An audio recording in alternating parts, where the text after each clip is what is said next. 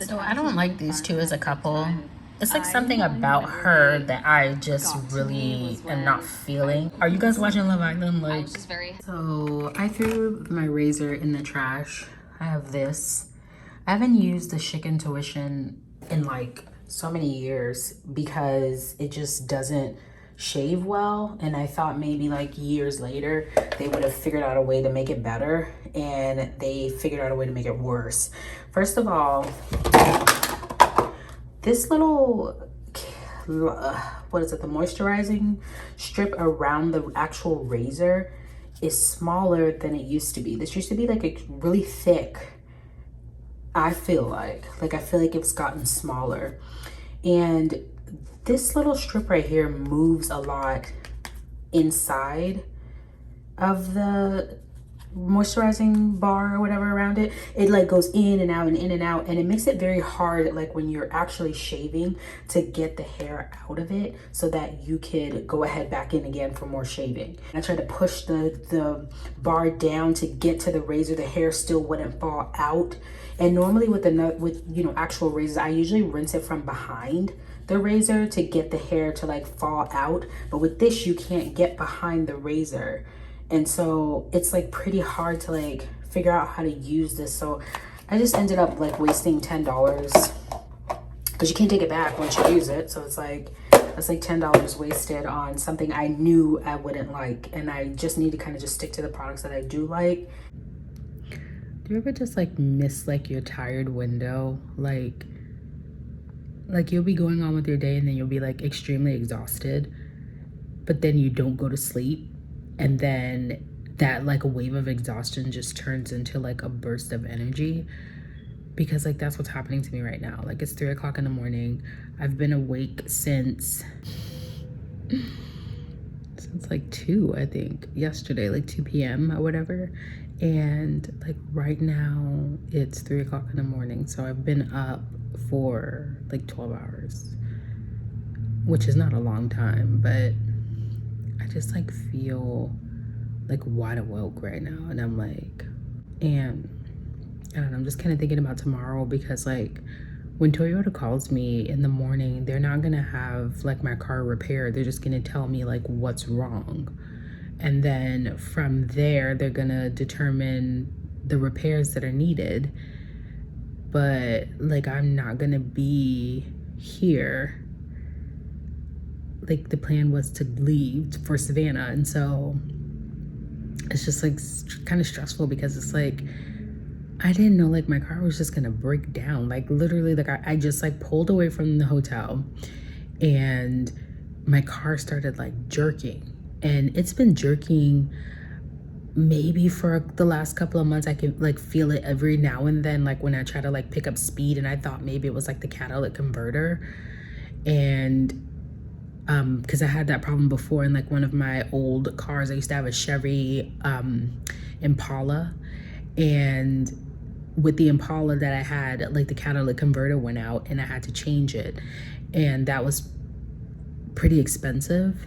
And I thought like maybe this was a catalytic converter, so I just kind of just kept on driving, and I didn't know how to like describe what was going on with my car to like a mechanic. And so I was like kind of waiting for something to happen, or waiting for some kind of a light to come on, so that I would like know how to explain like what I was experiencing.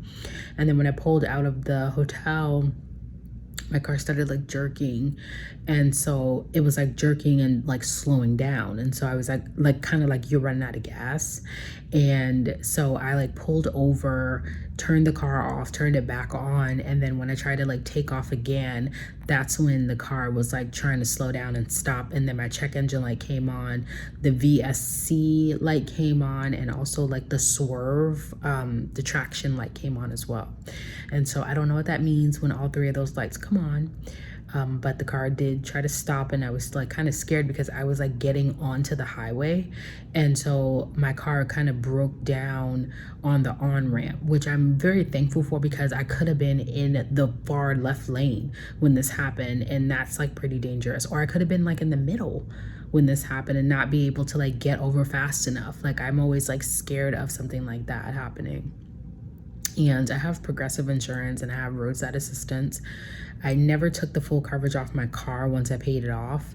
So I'm kind of glad because, yeah, because that would have been bad. I don't know if you could still have roadside assistance with partial, but it was like only like $20 difference to keep partial versus full coverage, or to keep full coverage versus partial.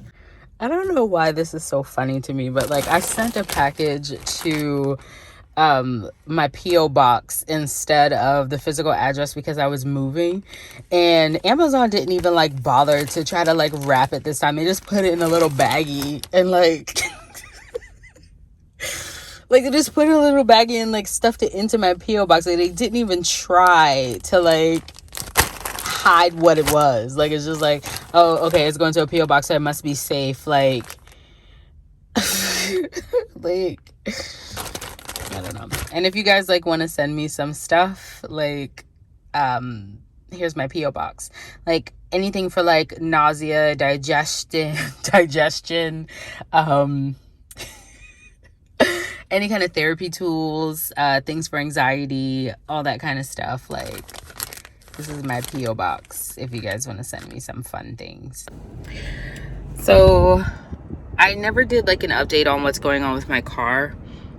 So I just kind of wanted to update because I'm just like kind of sitting in like a shopping center right now, just kind of waiting to hear from Toyota because I was supposed to be gone by now to Savannah and I haven't left yet because of my car.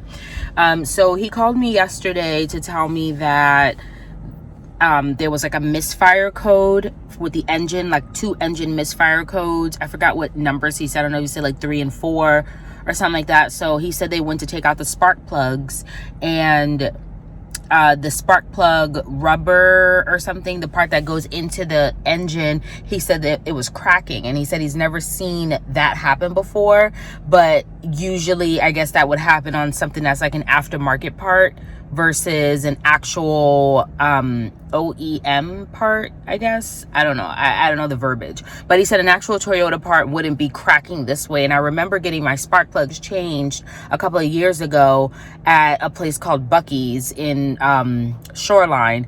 And they don't use Toyota parts. They buy parts from the shop, and basically that's the parts that they use. So he said that the rubbers were cracked. They took out 2 spark plugs.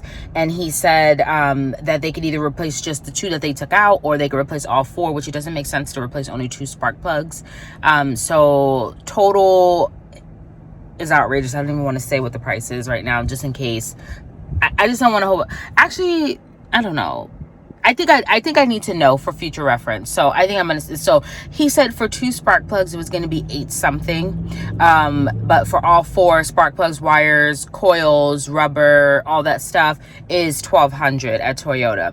So if, let's say I didn't get it done at Toyota, let's say I went to another shop, let's say I was like, no, I'm not gonna get it done with you guys, I'm gonna go to another shop, I would have to pay the $190 for the inspection.